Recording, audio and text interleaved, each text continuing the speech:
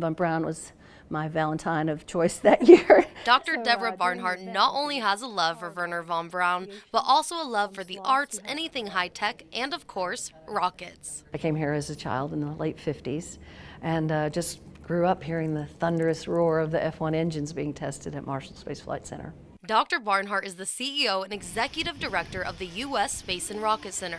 Running the biggest tourist attraction in Alabama takes a lot of work and a lot of passion. I like to talk about it as my aircraft carrier. It's a really big thing that has a lot of moving parts. But her story starts back when her family moved from Oklahoma to Huntsville, Alabama for her dad to take a job working for NASA as an engineer. So many of us in this area are second and third generation, rocket babies, that I think we just have a natural propensity for all things technical. She has been the CEO of the Space and Rocket Center since 2011, but she has a long history with the center. She worked at the Rocket Center during her last year in college in 1973, then was asked to come back to work on public relations when the shuttle first came to Huntsville. The shuttle came in on the back of the 747.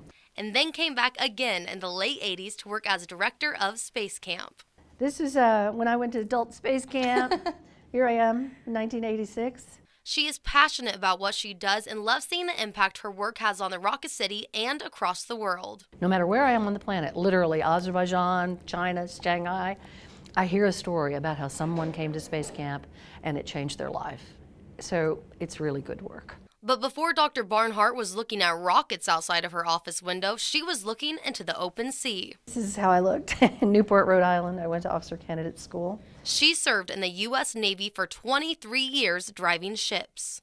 And these were two of my ships, destroyer tenders, USS Yellowstone and USS Acadia. I became one of the first 7 women selected to go to service on board ships.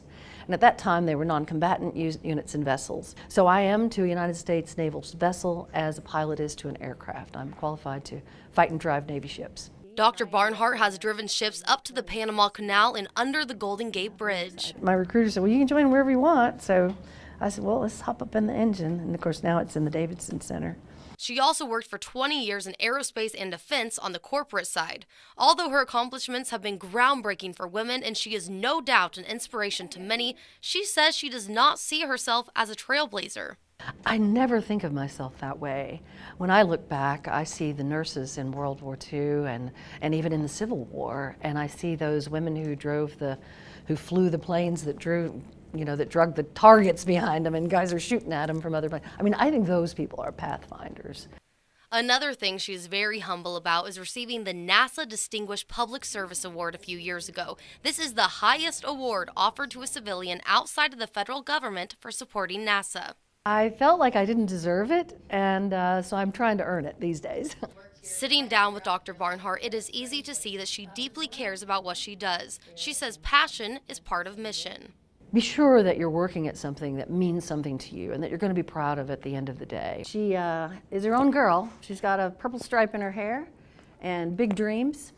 Although Dr. Barnhart thinks we have not come as far as we should have at this point, she says right now young women have a world of opportunities at their fingertips. I told a group of young ladies recently, you are the first group of women in history to not be inhibited by race, diversity, birth, the ability to control the birth rate, and by educational opportunity. You're the first group of women in history that are not encumbered by restrictions in those areas. So it's unimaginable what we'll be able to do.